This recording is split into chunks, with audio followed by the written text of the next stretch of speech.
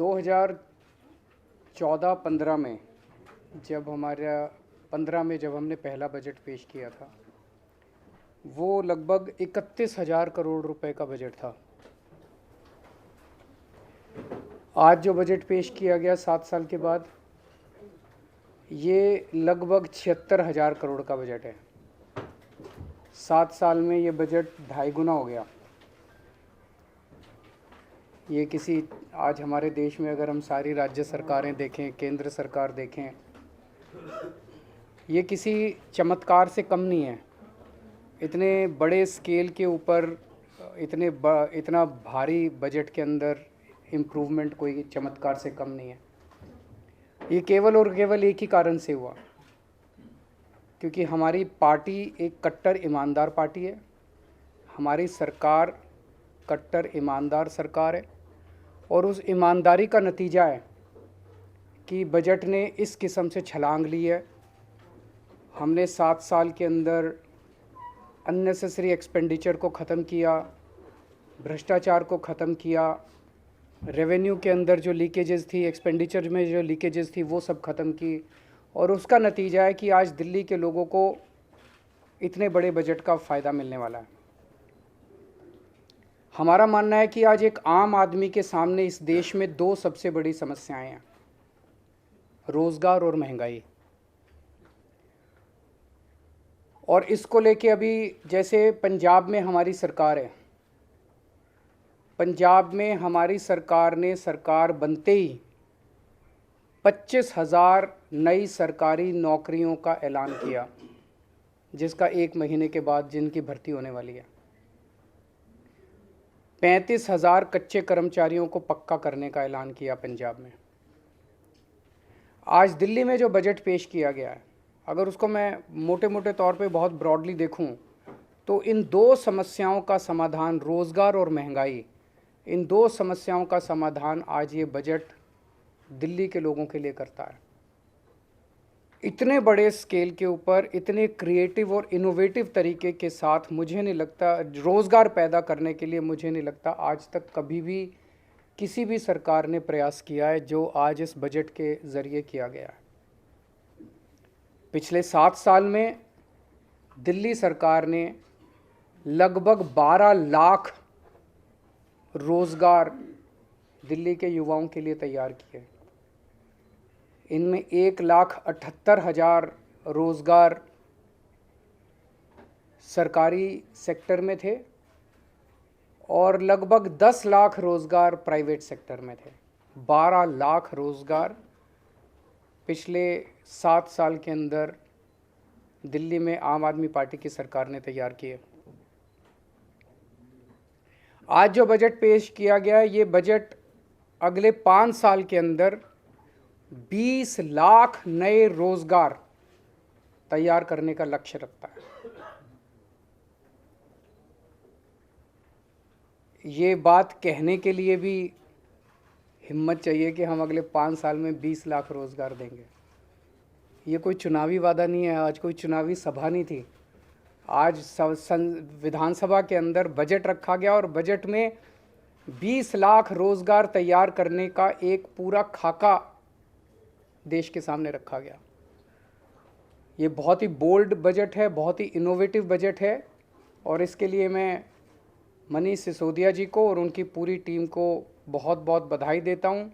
यही आज लोगों की सबसे ज़्यादा ज़रूरत है।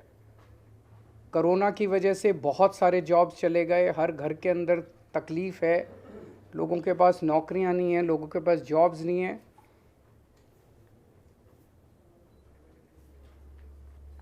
तो 20 लाख जॉब्स का ये जो बजट है, इसमें बताया गया कि दिल्ली में 1,68,00,000 लोग ऐसे हैं जो कि जॉब्स लेने के लिए सक्षम हैं। आबादी 1,68,00,000 नहीं है, आबादी तो 2 करोड़ के ऊपर है, उसमें बच्चे हैं। ये 1,68,00,000 लोग टोटल हैं who are fit to take up jobs.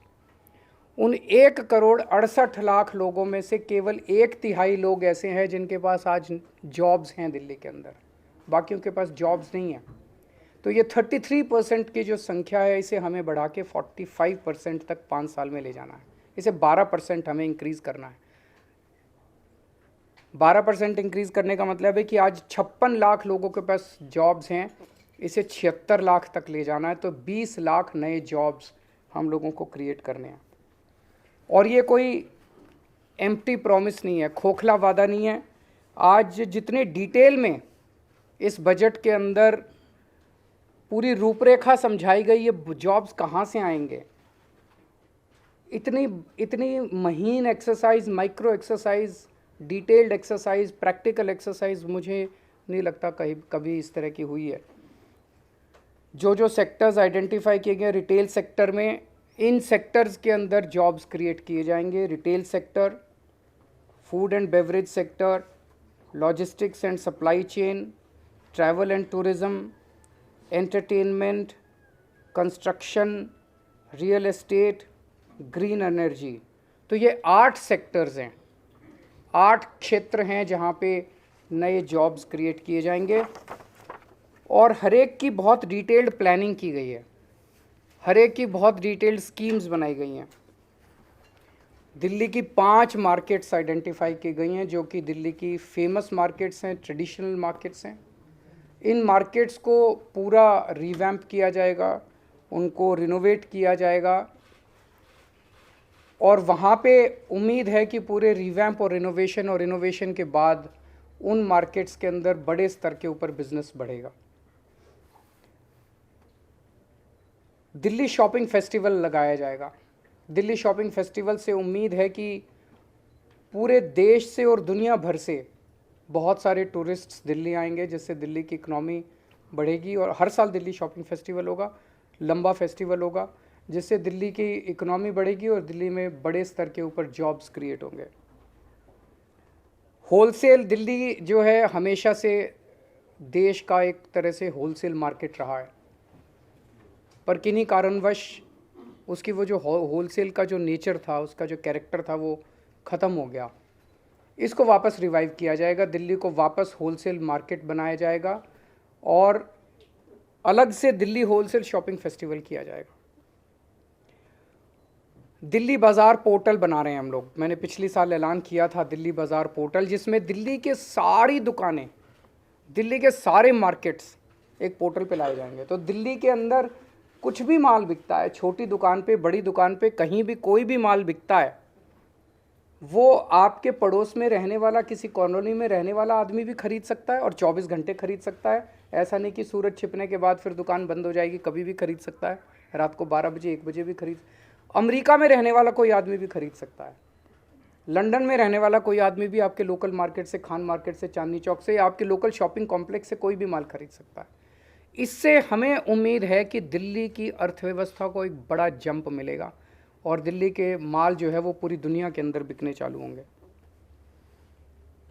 Gandhinagar को ग्रैंड गारमेंट हब के रूप में डेवलप किया जाएगा।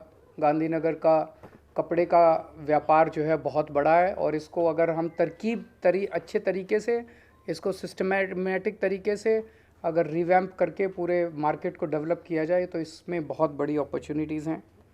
दिल्ली की जो नई स्टार्टअप पॉलिसी है वो बहुत बड़ी अपॉर्चुनिटीज़ खोलती है। दिल्ली ऑलरेडी देश का स्टार्टअप कैपिटल बन चुका है।